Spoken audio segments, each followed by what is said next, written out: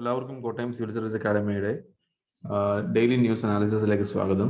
ഇന്ന് നമ്മൾ ചർച്ച ചെയ്യാൻ പോകുന്ന വിഷയങ്ങൾ എന്ന് പറയുന്നത് പ്രധാനമായിട്ടും ജെറുസലേം ഇഷ്യൂസും രണ്ടാമത് ചൈൽഡ് അഡോപ്ഷന്റെ പ്രൊസീജിയറിനെ കുറിച്ചിട്ടുമാണ് നമ്മൾ ഇന്ന് ചർച്ച ചെയ്യാൻ പോകുന്നത്.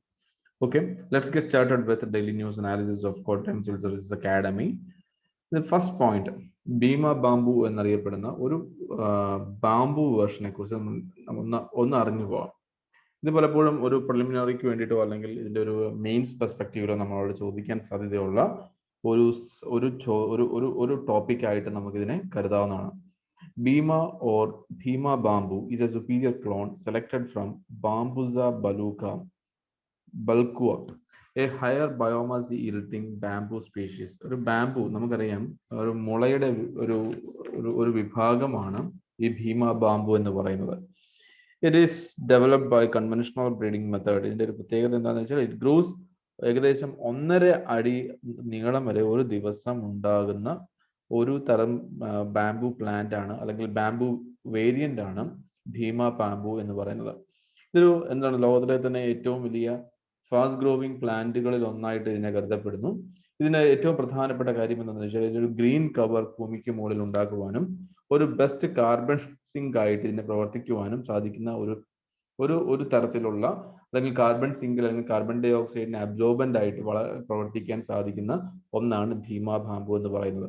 അല്ലെങ്കിൽ ഈ ബാംബു അല്ലെങ്കിൽ ഈ വേരിയന്റ് ബാംബുവിന്റെ പ്രത്യേകത എന്താണെന്ന് വെച്ച് കഴിഞ്ഞാൽ it helps to improve green cover.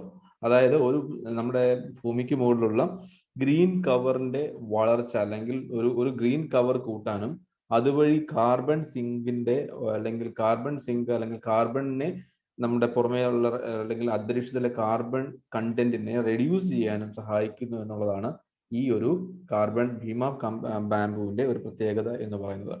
നമുക്ക് നോക്കാം, ഇതിന്റെ ഒരു ഒന്നാമത്തെ പ്രധാനപ്പെട്ട ഗുണം എന്ന് പറയുന്നത് പെർമനന്റ് ഗ്രീൻ കവർ ആയിട്ട് ഇത് ആക്ട് ചെയ്യും.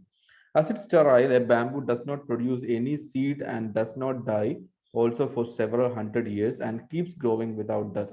As a result, this particular bamboo species is able to establish permanent green cover എന്ന് പറയും. സാധാരണ എന്ന് പറയുന്നത് നമ്മുടെ ബാംബുവിന്റെ ഒരു വെർഷന്റെ പ്രത്യേകത എന്താണെന്ന് വെച്ച് കഴിഞ്ഞാൽ അത് മുളയ്ക്കുകയോ അല്ലെങ്കിൽ അത് പൂക്കുകയോ ചെയ്യുമ്പോൾ അത് നഷ്ടപ്പെട്ടു പോകുന്ന ഒരു സാഹചര്യം നമുക്ക് ഉണ്ടാകാറുണ്ട്. പക്ഷേ ഈ ഭീമ ബാംബുവിന്റെ പ്രത്യേകത എന്താണെന്ന് വെച്ച് കഴിഞ്ഞാൽ അത് അല്ലെങ്കിൽ നശിച്ചു പോവുകയോ അല്ലെങ്കിൽ മരിക്കുകയോ അല്ലെങ്കിൽ ഗ്രോത്ത് ഇല്ലാതെ വരികയോ ചെയ്യുന്നില്ല. അതുകൊണ്ട് തന്നെ നമുക്ക് ഒരു റീപ്ലാന്റിങ്ങിലേക്ക് ചിന്തിക്കുക പോലും ചെയ്യേണ്ട അവസ്ഥ ഇവിടെ ഉണ്ടാകുന്നില്ല. കാര്യം കുറെ കാലങ്ങളിലേക്ക് അല്ലെങ്കിൽ നൂറ്റാണ്ടുകളിലേക്ക് നീണ്ടു നിൽക്കുന്ന അല്ലെങ്കിൽ എക്സ്റ്റെൻഡ് ചെയ്യാൻ പറ്റുന്ന ജീവിത ദൈർഘ്യമുള്ള ഒരു ബാംബു വേരിയന്റ് ആണ് ഭീമ ബാംബു എന്നറിയപ്പെടുന്നത്. Since the plant R produce through tissue culture, grow almost solid and adapt to different soil and climatic condition. After every harvest cycle, it regrows and does not require replanting for decades. ഇത് റീപ്ലാന്റിങ്ങിന്റെ ആവശ്യം വരുന്നില്ല. ഏത് തരത്തിലുള്ള climatic കണ്ടീഷനോടും adaptability കാണിക്കുന്ന ഒരു variant ആണ് ഈ Bhima bamboo എന്ന് പറയുന്നത്. So that it helps to mitigate global warming and climatic changes as well. അതായത് നമുക്കറിയാം, ഗ്ലോബൽ വാർമിങ്ങിന്റെ നമ്മൾ കഴിഞ്ഞ ദിവസം നമ്മൾ ഒരു ചെറിയ ഇൻട്രൊഡക്ടറി ക്ലാസ് നമ്മൾ എടുത്തായിരുന്നു. അതായത് ഇതിന്റെ ഏറ്റവും പ്രധാനപ്പെട്ട ഒരു ഗ്രീൻ ഹൗസ് ഗ്യാസ് എന്ന് പറയുന്നത് കാർബൺ ഡൈ ഓക്സൈഡ് ആണ്, അല്ലെങ്കിൽ കാർബൺ കണ്ടന്റുകളാണ്.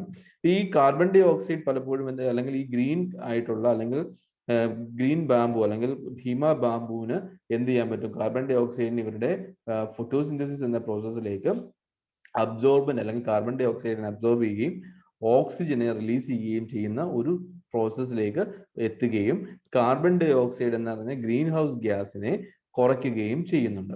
ഈ ഗ്രീൻ ഹൗസ് ഗ്യാസ് കുറയുമ്പോൾ എന്താണ് സംഭവിക്കുക? It helps to mitigate global warming in a different altitude. അതാണ് ഇതിന്റെ ഒരു പ്രധാനപ്പെട്ട ഒരു ലക്ഷ്യമായിട്ട് പറയുന്നത്. അതുപോലെ തന്നെ bamboo calorific value is equal to that of coal. Cement industries are buying this bamboo species for their boilers. Bamboo fiber is used to textile industry for making fabric and garments.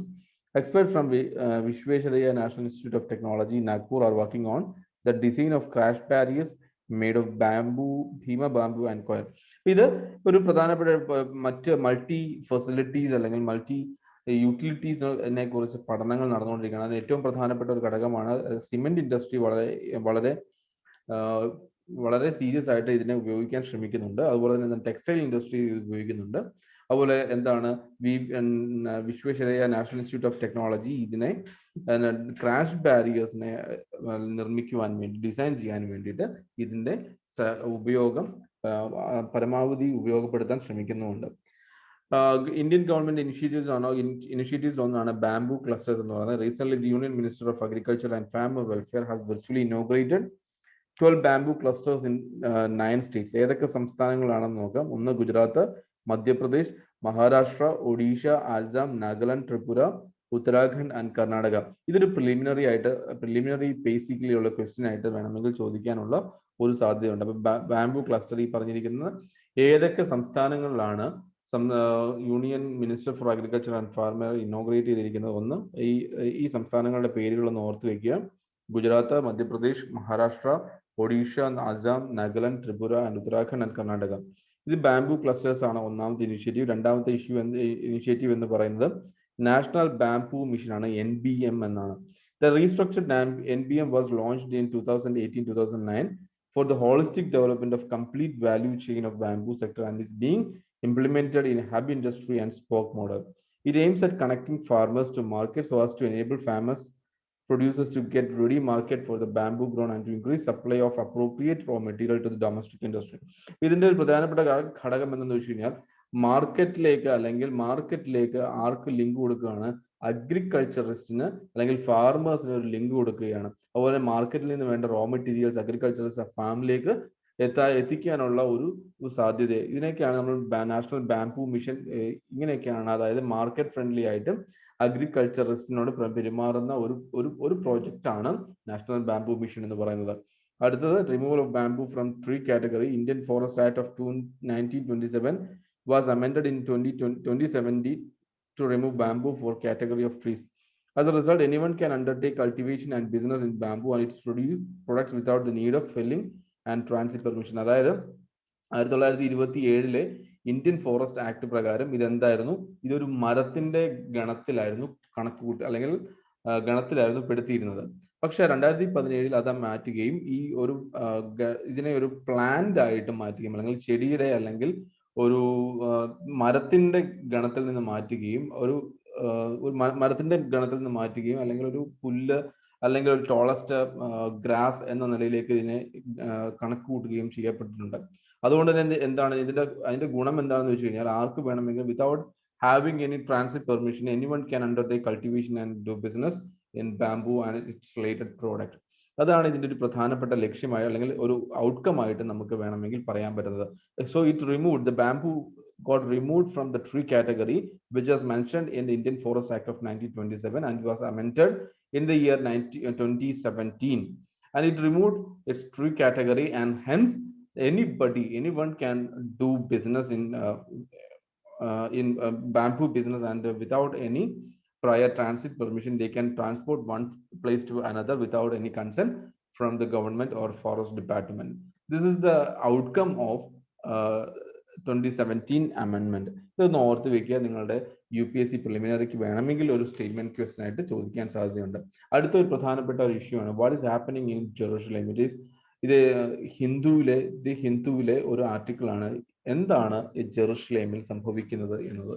ഇപ്പൊ ജെറുസലേമിലെ ഏറ്റവും പ്രധാനപ്പെട്ട അൽ Aqsa mosque എന്നൊരു mosque ഉണ്ട്. അവിടെയാണ് എന്താണ് പലപ്പോഴും ഈ ജെറുസലേമില് നമുക്കറിയാം ഇസ്ലാം, ക്രിസ്ത്യാനിറ്റി ആൻഡ് ജൂഡൈസം ഈ 3 വിഭാഗം ആളുകളുടെയും ഒരു ഹോളി സിറ്റിയാണ് ഇസ്രായേൽ അല്ലെങ്കിൽ ജെറുസലേം എന്നറിയപ്പെടുന്ന സ്ഥലം. അവിടെ തന്നെയാണ് ഇസ്ലാമിക് അല്ലെങ്കിൽ മുസ്ലിംസിന്റെ അൽ അക്സ മോസ്ക് സ്ഥിതി ചെയ്യുന്നത്.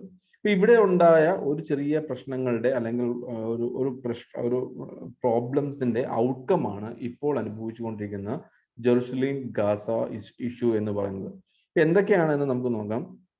അതായത് എന്തായിരുന്നു ഇഷ്യൂ എന്ന് പറഞ്ഞു കഴിഞ്ഞാൽ നമ്മുടെ സയോണിസ്റ്റ് നാഷണലിസം എന്ന് അറിയപ്പെടുന്ന ഒരു വിഭാഗം അതുണ്ട്. എന്താണ് സയോണിസ്റ്റ് നാഷണലിസം എന്ന് പറഞ്ഞു കഴിഞ്ഞാൽ അല്ലെങ്കിൽ അല്ലെങ്കിൽ യഹൂദന്മാരുടെ മാത്രമായിട്ടുള്ള ഒരു വീട് ഉണ്ടാവണം അല്ലെങ്കിൽ ഒരു വാസദേശം ഉണ്ടാവണം എന്നതാണ് ഈ ഒരു സയോണിസ്റ്റ് നാഷണലിസ്റ്റുകളുടെ ഒരു എയിം എന്ന് പറയുന്നത്.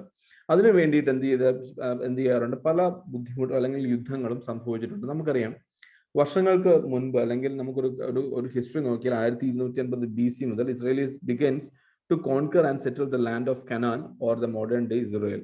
അപ്പൊ നമുക്കൊരു ജസ്റ്റ് ഒരു ഹിസ്റ്ററി ആയിട്ട് എടുക്കാം. 63 BC Jewish state Judea was incorporated into Roman province of Palestine. It remains under Roman rule until 638 AD. 70 AD എത്തിയപ്പോഴത്തേക്ക് Jewish diaspora it revolted against Roman rule that was put down. This marks the beginning of Jewish diaspora of dispersion. അതായത് Roman സാമ്രാജ്യത്തിനെതിരെ ഉണ്ടായ Jewish ഡയസ്പോറയുടെ അല്ലെങ്കിൽ യഹൂദന്മാരുടെ കലാപങ്ങൾ പലപ്പോഴും യഹൂദന്മാരെ പുറത്തേക്ക് അല്ലെങ്കിൽ രാജ്യത്തിന് പുറത്തേക്ക് പുറന്തള്ളപ്പെടാൻ കാരണമുണ്ടാക്കിയിട്ടുണ്ട്. 313 മുതൽ 638 വരെയുള്ള കാലഘട്ടങ്ങളിൽ ബൈസന്റൈൻ ക്രിസ്ത്യൻ ഇയറയാണ്. Palestine was ruled by Byzantine empires in Byzantium. 1650 AD നോക്കുന്നത് അറബ് മുസ്ലിംസ് ഇതിനെ കോൺക്വർ ചെയ്യുകയും പിന്നീടുള്ള 1000 വർഷത്തോളം ഏകദേശം ഇവർ മുസ്ലിംസിന്റെ കൺട്രോളിലേക്ക് പോവുകയും ചെയ്തിട്ടുണ്ട്. അതിനുശേഷം എന്താണ്, നമുക്ക് ഒട്ടോമൻ എംപയറിന്റെ ഒരു വളർച്ചയ്ക്ക് ശേഷം എന്ത് സംഭവിച്ചിട്ടുണ്ട്, ഇവർ പല യൂറോപ്പിലേക്ക് പലായനം ചെയ്യപ്പെട്ടിട്ടുണ്ട്. ഈ യൂറോപ്പ് പോലുള്ള സ്ഥലങ്ങളിലേക്ക് പലായനം ചെയ്യപ്പെട്ടിട്ടുണ്ട്. അപ്പൊ യൂറോപ്പിൽ എന്താണ് സംഭവിച്ചത്, യൂറോപ്പിൽ ഇവർക്ക് എന്താണ് വംശഹത്യകൾ നേരിടുകയും, ഫോർ എക്സാമ്പിൾ നമ്മുടെ ഹിറ്റ്ലറിന്റെ കാലഘട്ടം നോക്കുകയാണെങ്കിൽ പല ഈ യഹൂദന്മാരെ അല്ലെങ്കിൽ റിലീജിയസ് പെർസിക്യൂഷനിലേക്ക് കൊണ്ടുപോവുകയും അല്ലെങ്കിൽ റിലീജിയസ് പെർസിക്യൂഷൻ ഇതിന് ഏർപ്പെടുകയും ചെയ്യപ്പെട്ടിട്ടുണ്ട്. അല്ലെങ്കിൽ ഇവരെ വംശഹത്യ ചെയ്യുന്ന ഒരു സാഹചര്യം അതിൽ പ്രകാരം ഇവർ കൊല്ലപ്പെടുകയും ചെയ്തിട്ടുണ്ട്. 1914 മുതൽ നമ്മുടെ ഫസ്റ്റ് വേൾഡ് വാറിന് ശേഷം 1917 ഇതിന്റെ ഒരു ഔട്ട്കം ആയിട്ട് നമുക്ക് എടുക്കാൻ പറ്റും.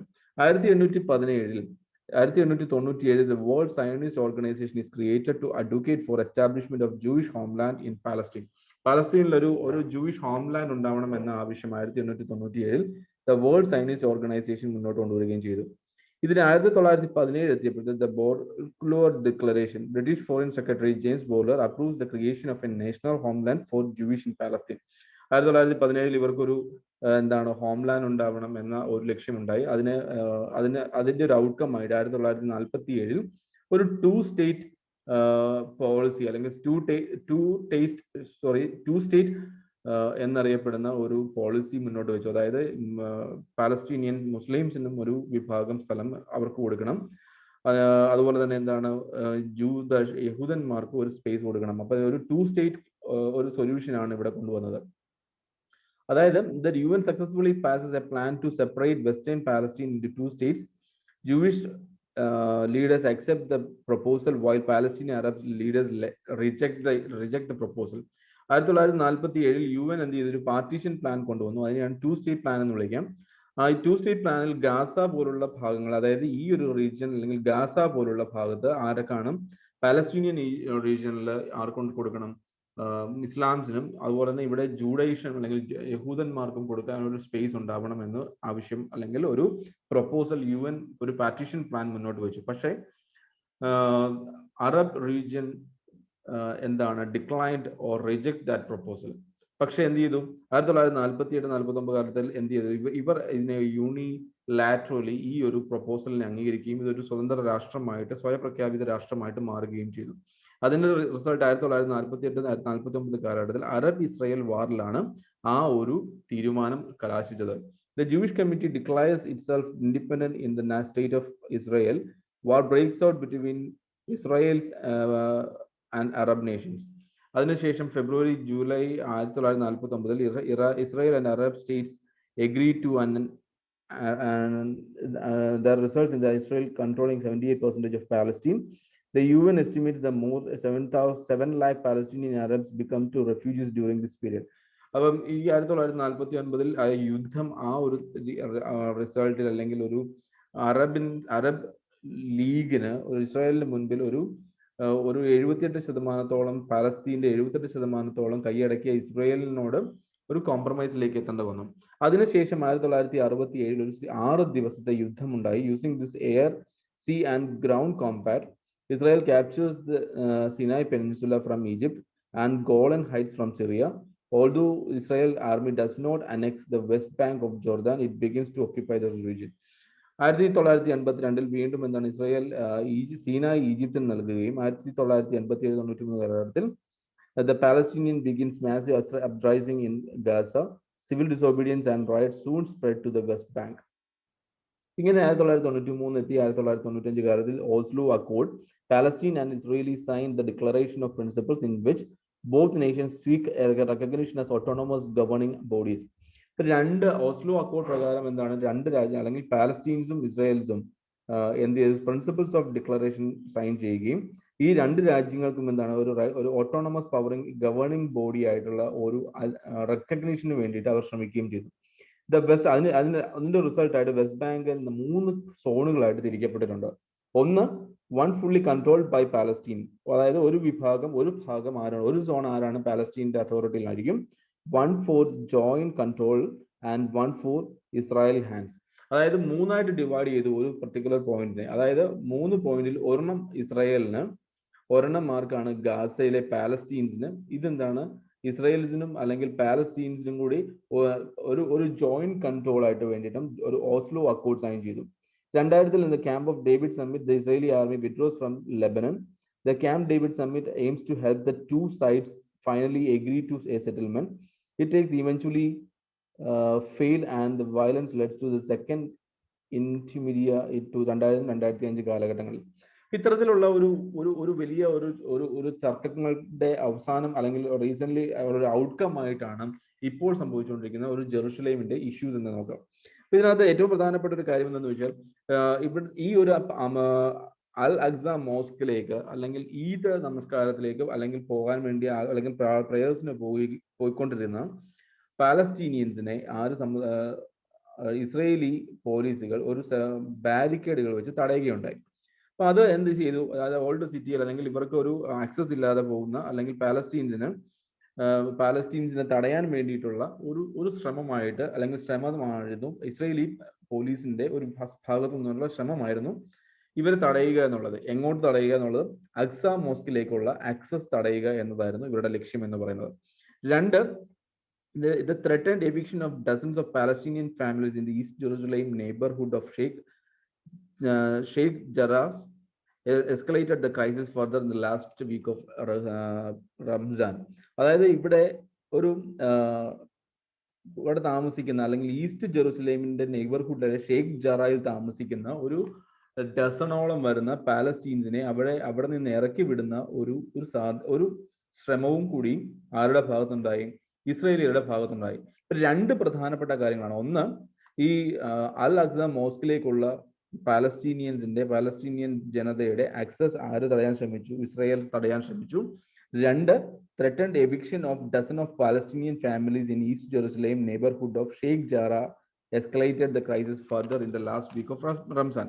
എന്താണ് അപ്പം ഈ ഷെയ്ഖ് ജറായുടെ ചരിത്രം എന്താണെന്ന് നോക്കാം. ഏകദേശം എന്താണ്? Hundreds of thousands of Palestinians were forced out of their homes when the state Israel was created in the historic Palestine in 1948.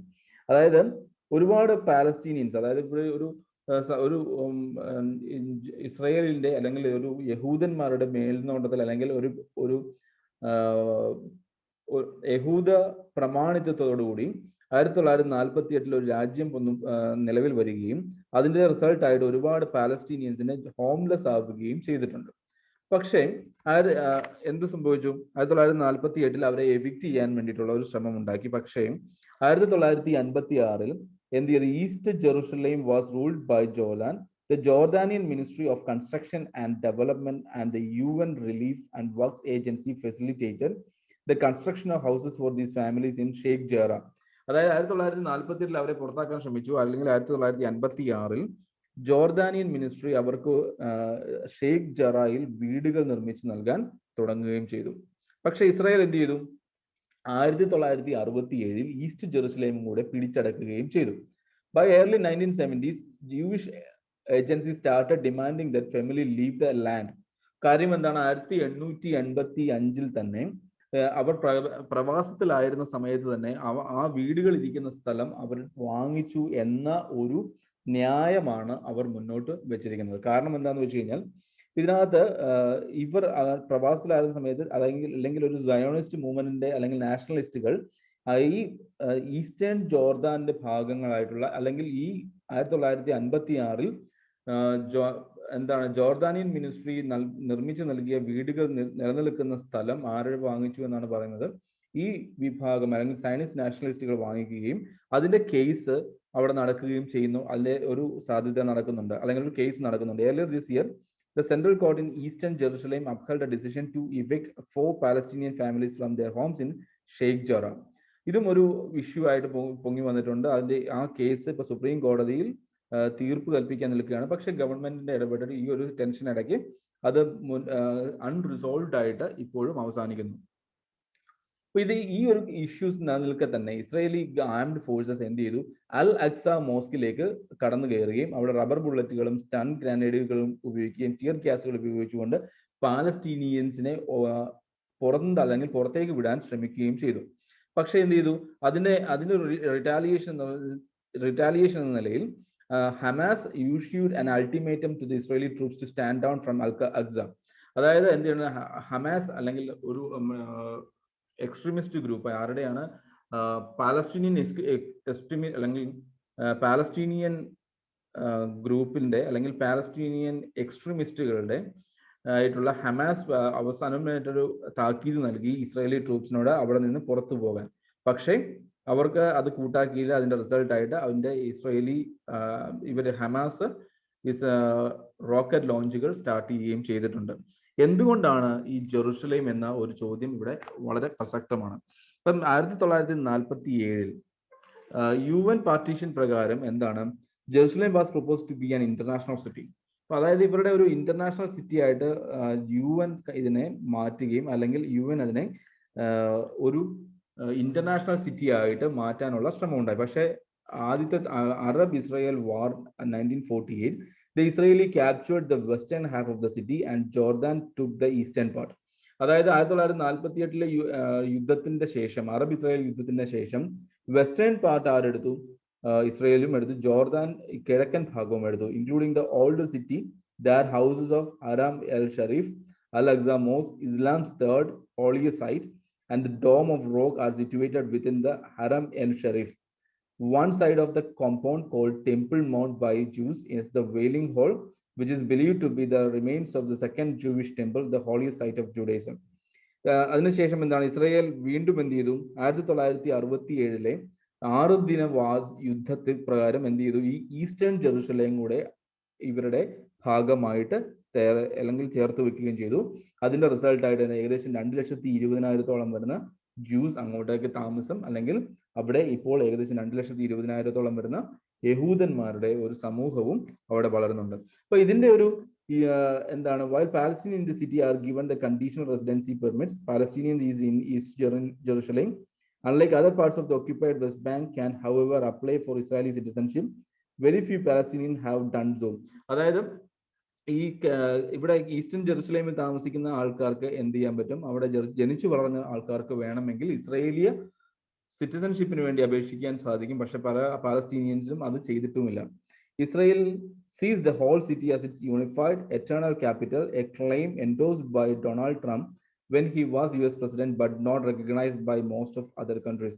അപ്പം ഇത് ഒരു ഇഷ്യൂസ് ആയിട്ട് മുന്നോട്ട് പോകാൻ ഇനിയും ഉള്ള സാഹചര്യം ഉണ്ടാവുക. പല ഇന്റർനാഷണലി ആയിട്ടുള്ള പല ഈ സംഘടനകളും ഇതിൽ ഇടപെടുകയും ഇതിനെതിരെ അല്ലെങ്കിൽ ഒരു സമാധാനം ഒരു മിഡിൽ സൈഡിൽ ഉണ്ടാക്കുവാനുള്ള ഒരു ശ്രമവും ഉണ്ടാകേണ്ടതാണ് എന്നതാണ് ഏറ്റവും വലിയ ഒരു ഇഷ്യൂ എന്ന് പറയുന്നത്. കാര്യം എന്താണെന്ന് വെച്ച് കഴിഞ്ഞാൽ അല്ലെങ്കിൽ ഇതിനെ സെന്റർ ചെയ്തുകൊണ്ട് പല സ്ഥലങ്ങളിലും മുസ്ലിം കമ്മ്യൂണിറ്റികൾ ടാർഗറ്റ് ചെയ്യപ്പെടുകയും ആ ഒരു സമാധാന അന്തരീക്ഷം ഒരു സെക്കുലർ ഫാബ്രിക്സ് ഈ ലോകത്തിന് തന്നെ നഷ്ടപ്പെടാനുള്ള ഒരു സാഹചര്യം ഇവിടെ ഈ ഭാഗത്തുണ്ട്. സോ നമുക്ക് വരുന്ന ദിവസങ്ങളിൽ എന്തൊക്കെയാണ് ഇതിന്റെ ഒരു പ്രൊസീജിയേഴ്സ് എന്നൊക്കെ നമുക്ക് നോക്കാം. അതിനു മുൻപ് നമുക്ക് എന്താണ് ഹിസ്റ്ററി ഓഫ് ഇസ്രായേൽ നമ്മളൊരു സെപ്പറേറ്റ് വീഡിയോ ആയിട്ട് തന്നെ ചെയ്യുന്നതായിരിക്കും. അടുത്ത how to adopt a child legally. നമുക്കറിയാം ഇന്ന് COVID-19 പശ്ചാത്തലത്തിൽ അല്ലെങ്കിൽ ഏതെങ്കിലും തരത്തിൽ മാതാപിതാക്കൾ നഷ്ടപ്പെട്ടു പോകുന്ന കുഞ്ഞുങ്ങൾക്ക് ഒരു അഡോപ്ഷൻ എന്ന് പറയുന്നത് പലപ്പോഴും ഒരു അനുഗ്രഹമാകാറുണ്ട്. പക്ഷേ ഇന്നത്തെ സാഹചര്യത്തിൽ പലപ്പോഴും ഈ അഡോപ്ഷൻ എന്ന് പറയുന്നത് ഒരു ട്രേഡ് ആയിട്ട് മാറി എന്നും നമ്മൾ മനസ്സിലാക്കേണ്ട ഒരു പ്രധാനപ്പെട്ട ഘടകമാണ്. ഒന്ന്, അക്കോർഡിംഗ് ടു യൂണിസെഫ്, ഇതിൽ വളരെ പ്രിലിംസിനെ ബേസ് ചെയ്തിട്ടുള്ള ചില ചോദ്യങ്ങൾ അല്ലെങ്കിൽ സ്റ്റേറ്റ്മെന്റ് ക്വസ്റ്റ്യൻസ് ഈ ഒരു ഭാഗങ്ങളിൽ, മാർക്ക് ചെയ്ത ഭാഗങ്ങളിൽ കാണാൻ സാധ്യതയുണ്ട്. ഇതിനകത്ത് 2 ഭാഗങ്ങളായിട്ടാണ് നമ്മൾ ഡിസ്കസ് ചെയ്യുക. ഒന്ന് പ്രിലിംസ് പെർസ്പെക്റ്റീവില്, 2 മെയിൻസ് പെർസ്പെക്റ്റീവിൽ. മെയിൻസ് പെർസ്പെക്റ്റീവിൽ തന്നെ എന്താണ് പ്രൊസീജിയർ ആയിട്ട് നമ്മൾ ഡിസ്കസ് ചെയ്യും, വേ ഫോർവേഡ് നമ്മൾ ഡിസ്കസ് ചെയ്യും. ഇവിടെയാണ് വേ ഫോർവേഡിൽ നമ്മൾ ഡിസ്കസ് ചെയ്യുക. അപ്പൊ ഇതിനകത്ത് ഒന്നാമത്തെ ഭാഗം എന്ന് പറയുന്നത് അവന്റെ according to UNICEF, India has over 30 million orphan and abandoned children. അതൊരു പ്രധാനപ്പെട്ട ഒരു പോയിന്റ് ആണ്. രണ്ടാമത്തെ ഒരു പോയിന്റ് ആയിട്ട് നമുക്കറിയാം, the juvenile justice care and protection of children law was enacted in 2015. The Juvenile Justice Rules of 2016 and Adoption Regulation of 2017 followed to create a Central Adoption Resource Authority. ക്യാര എന്ന ഒരു autonomous അല്ലെങ്കിൽ statutory ബോഡിയെ enact ചെയ്യാൻ വേണ്ടിയിട്ട് സഹായിച്ചു. എന്താണ് 2017 adoption regulation of 2017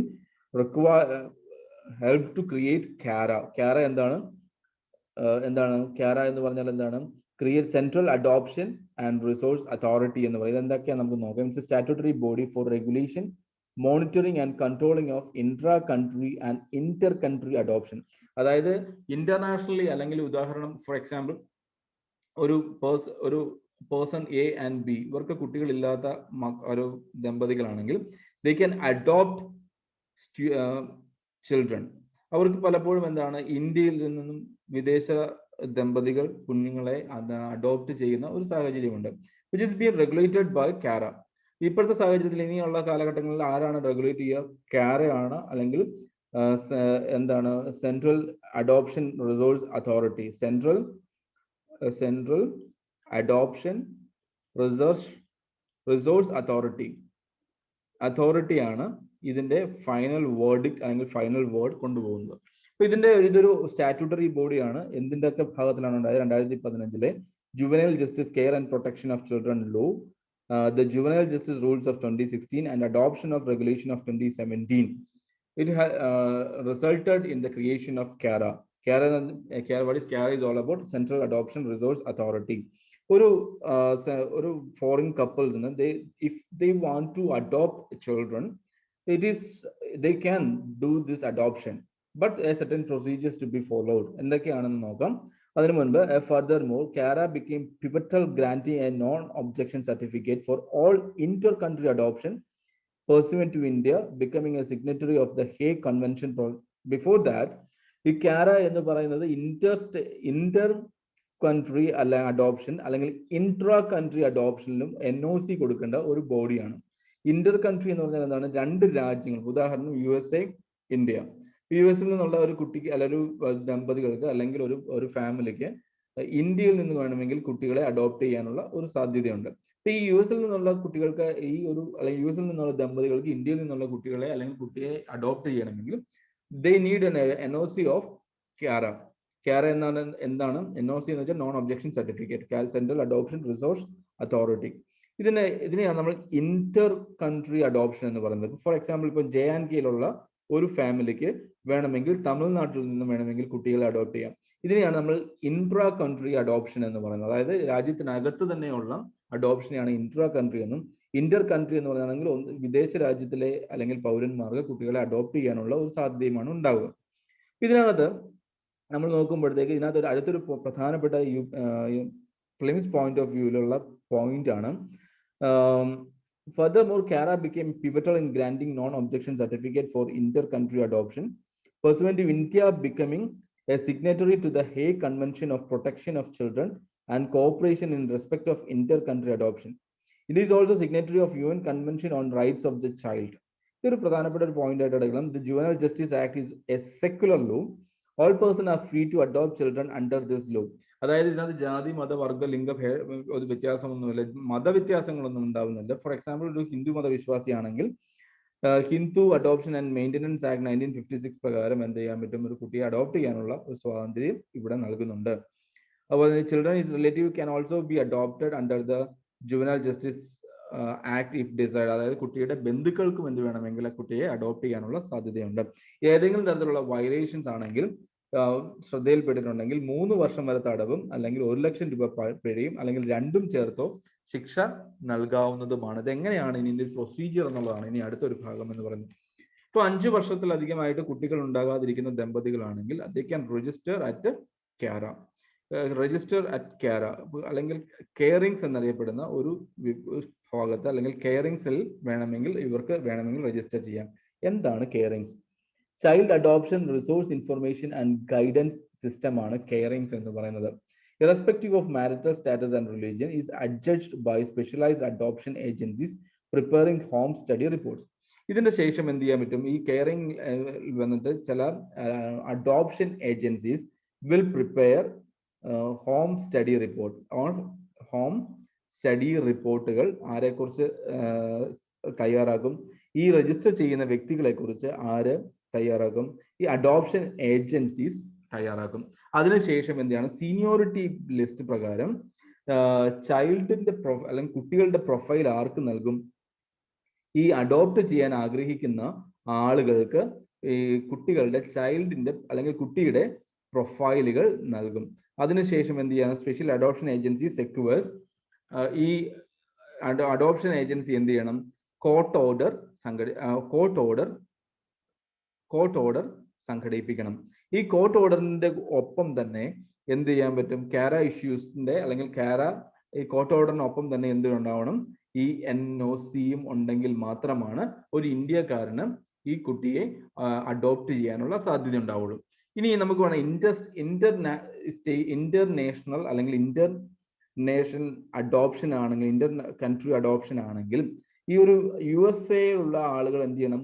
അവരുടെ റീജിയനിലുള്ള അവരുടെ സ്ഥലത്തുള്ള ഒരു എന്ത് ചെയ്യണം? Authorised foreign adoption agencies register ചെയ്യണം. അതിനുശേഷം എന്ത് ചെയ്യണം? അവരുടെ ഹോം സ്റ്റഡി റിപ്പോർട്ട് ഉണ്ടാവും. As per seniority they are offered profiles to the children and child study reports are finalized. CARA then issues a pre-adoption non-objection certificate followed by a court order. A final non-objection certificate from CARA or conformity certificate is mandatory for passport and visa to leave India. India വിട്ടു പോകണമെങ്കിൽ ഈ തരത്തിലുള്ള ഒരു procedure ആര് follow ചെയ്യണം? Adopt ചെയ്യുന്ന ആൾക്കാരും അല്ലെങ്കിൽ ആ സംഘടനകളും ഫോളോ ചെയ്യണം. ഇത് ചെയ്യാതിരിക്കുന്നതാണ് പലപ്പോഴും എന്താണ് കുട്ടികളുടെ കടത്തുകളെയും ഓർഗൻ ട്രാൻസ്പ്ലാന്റേഷനും ഓർഗൻ തെഫ്റ്റിലേക്കും വരെ ഇതിനെ എത്തിച്ചു കൊടുക്കുന്നത്. ഇതിന് നമുക്ക് എങ്ങനെയാണോ പ്രതിരോധിക്കാൻ പറ്റുക എന്നുള്ളതാണ് താഴത്തെ വേ ഫോർവേഡ് തന്നിരിക്കുന്നത്. CARA must conduct an outreach program on social media, newspaper and TV warning everyone not to entertain any illegal adoption offers under any circumstances whatsoever. അതായത് ഏതെങ്കിലും തരത്തിലുള്ള എന്ത് പ്രശ്നമാണെങ്കിലും ശരി, ഏതെങ്കിലും തരത്തിലുള്ള ഇല്ലീഗൽ ആയിട്ടുള്ള അഡോപ്ഷൻ ഓഫറുകൾ സ്വീകരിക്കാതിരിക്കുക എന്ന് പത്രമാധ്യമങ്ങൾ വഴിയും ആധുനിക നമ്മളുടെ ഫേസ്ബുക്ക്, ഇൻസ്റ്റാഗ്രാം പോലുള്ള ഡിജിറ്റൽ മീഡിയാസ് വഴിയും ആളുകളിലേക്ക് ഇൻഫർമേഷൻ എത്തിക്കുക എന്നുള്ളതാണ് ഒന്നാമത്തെ പ്രോസസ്സ് എന്ന് പറയുന്നത്. The legal process of adoption must be adequately publicized. അതായത് ഇതിന്റെ പ്രൊസീജിയർ പലപ്പോഴും ആളുകൾക്ക് തിട്ടമുണ്ടാവില്ല. സോ ദാറ്റ് ഇത്തരത്തിലുള്ള ഒരു പ്രൊസീജിയർ ഉണ്ട് എന്നതിനെ കുറിച്ച് ജനങ്ങളെ എഡ്യൂക്കേറ്റ് ചെയ്യുക എന്നുള്ളതാണ് രണ്ടാമത്തെ ഒരു ലക്ഷ്യം അല്ലെങ്കിൽ രണ്ടാമത്തെ ഒരു ഒബ്ജക്റ്റീവ് എന്ന് പറയുന്നത്.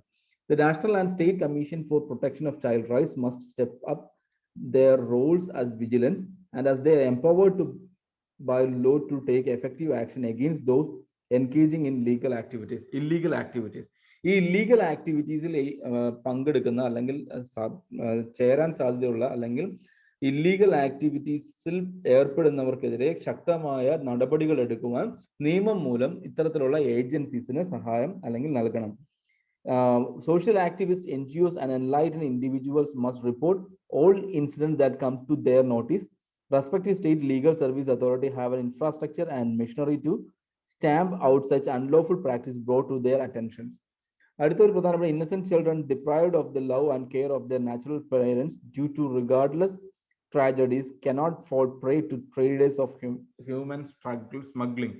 അതായത് മനുഷ്യക്കടത്ത് പോലുള്ള സാധ്യതകളിലേക്ക് എത്തിക്കാതിരിക്കാൻ വേണ്ടിയിട്ട് ഇത്തരത്തിലുള്ള നാഷണൽ അല്ലെങ്കിൽ state legal services authority, NGOs, സാധാരണ ജനങ്ങൾ എല്ലാവരും അടങ്ങുന്ന ഒരു സമൂഹം എന്തിനു വേണ്ടി ശ്രമിക്കണമെന്നാണ് ഓദർ പറയുന്നത്.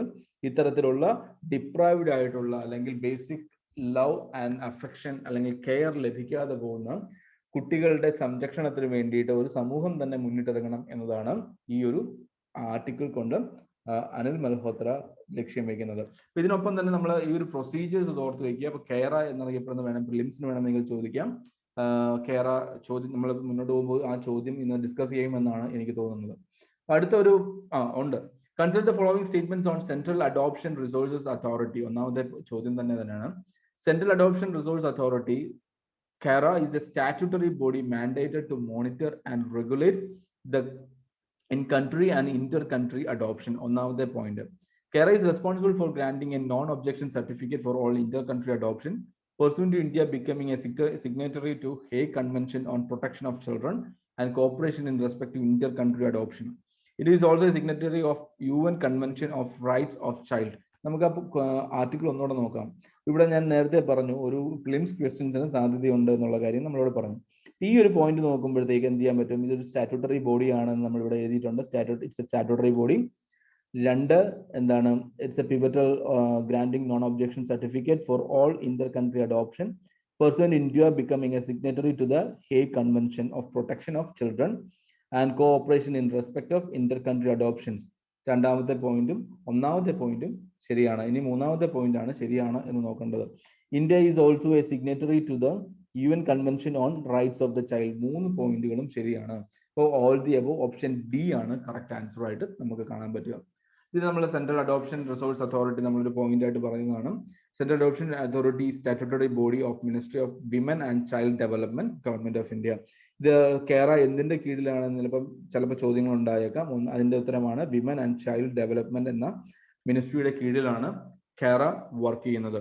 It function as a nodal body for adoption of Indian children and is mandated to monitor and regulate in-country and inter-country adoptions. KERA is designated as the central authority to deal with inter-country adoption in accordance with the provisions of Hague Convention on Inter-Country Adoption 1993, ratified by Government of India in 2003. KERA primarily deals with adoption of orphan, abandoned and surrendered children through its associated recognized adoption agencies. National technology day May 11 national technology day ആയിട്ട് ഇതിന് നമ്മൾ ആഘോഷിക്കുന്നത്. എന്താണ് national technology day? ഇത് 2021 theme എന്ന് പറയുന്നത് science and technology for A sustainable future എന്നതായിരുന്നു 2021 തീമായിട്ട് മുന്നോട്ട് വയ്ക്കുന്നത്. The day, which was first observed on 11th day of May 1999, aims to commemorate the scientific and technological achievements of Indian scientists, engineers. The day name was named by the former president Atal Bihari Vajpayee. Every year, the Technology Development Board of India, the Technology Development Board of India celebrates the day. This agency is Technology Day. National Technology Day observing the agency, the Technology Development Board of India celebrates the day by awarding individuals with the national award for their contribution to science and technology in India.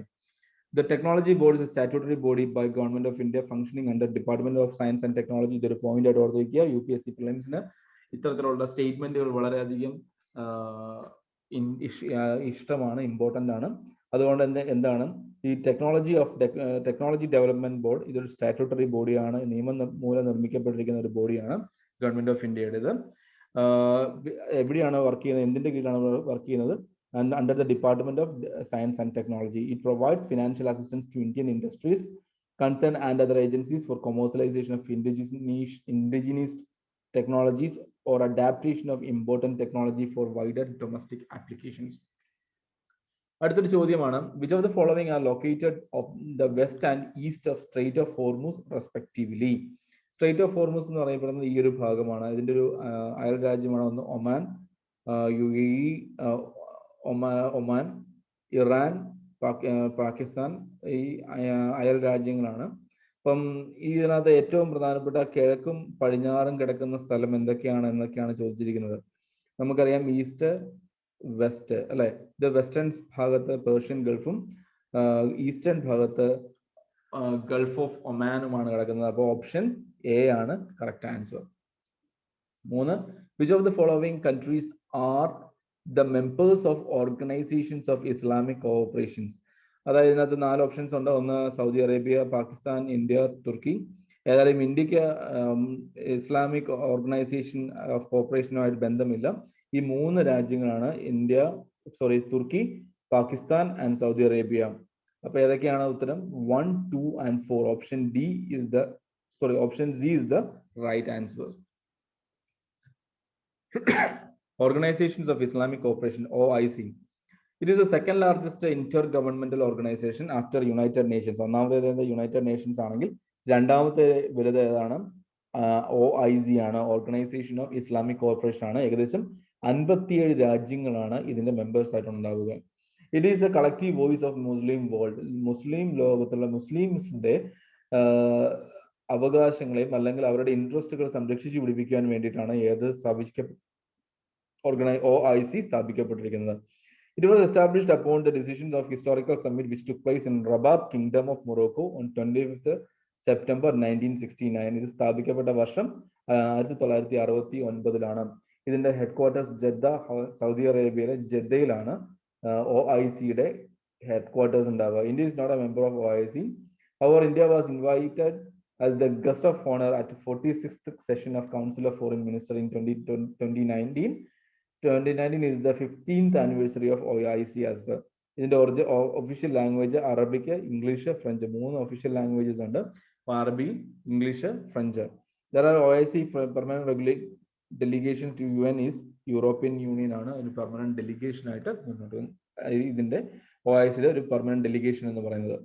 ഇത്രയും കാര്യങ്ങളാണ് നമ്മൾ ഇന്ന് discuss ചെയ്തത്. ഒന്നാമത്തെ issues അല്ലെങ്കിൽ നമ്മൾ ചർച്ച ചെയ്തത് ബാംബുവിനെ കുറിച്ചിട്ടാണ്, ഭീമ ബാംബുവിനെ കുറിച്ചിട്ടാണ്. 2 നമ്മൾ ഡിസ്കസ് ചെയ്തത് ജെറുസലേമിനെ കുറിച്ചിട്ടാണ്. 3 നമ്മൾ ഡിസ്കസ് ചെയ്തത് ചൈൽഡിന്റെ അഡോപ്ഷനെ കുറിച്ചിട്ടാണ്. കുറച്ച് പ്രിലിംസ് ക്വസ്റ്റ്യൻസും നമ്മൾ ഡിസ്കസ് ചെയ്തു. Sooner later V will discuss the history of Jerusalem in a different altitude. അത് വളരെയധികം ഇമ്പോർട്ടൻ്റ് ആണ്. നമ്മുടെ ഇന്ത്യൻ റിലേഷൻസ്, ഇന്ത്യയുടെ സ്റ്റാൻഡ് എന്താവണം, അങ്ങനെ ഒരു ഫോറിൻ റിലേഷൻ ആസ്പെക്റ്റിൽ നമ്മൾ അതിനെക്കുറിച്ച് ഒരു വീഡിയോ ചെയ്യുന്നുണ്ട്. അപ്പം അത്തരത്തിലുള്ള ഒരു ക്ലാസ്സുകളിലേക്ക് നമ്മൾ ആ ഒരു ഓൾട്ടിറ്റ്യൂഡിലാണ് അതിനെ നമ്മൾ ശ്രദ്ധിക്കുന്നത്. വേൾഡ് ഹിസ്റ്ററി എന്ന നിലയിലും ഇന്ത്യ ജെറുസലേം, ഇന്ത്യ ഇസ്രായേൽ റിലേഷൻഷിപ്പിനെ കുറിച്ചും നമ്മൾ ആ ഒരു ഇന്ത്യയുടെ സ്റ്റാൻഡ് എന്താവണം, ഇന്ത്യ എങ്ങനെയാണ് അതിനെ സപ്പോർട്ട് ചെയ്യുകയോ അല്ലെങ്കിൽ ഒപ്പോസ് ചെയ്യുകയോ ചെയ്യേണ്ടത് എങ്ങനെയാണ് എന്നതിനെ കുറിച്ചിട്ടുള്ള ഒരു ഫോറിൻ റിലേഷൻ ആസ്പെക്റ്റിലും ഈ ഒരു പോയിന്റ് വളരെയധികം ഇമ്പോർട്ടൻ്റ് ആണ്. We will discuss in that manner as well. Anyway, thank you all for your time, for being with us. Thank you.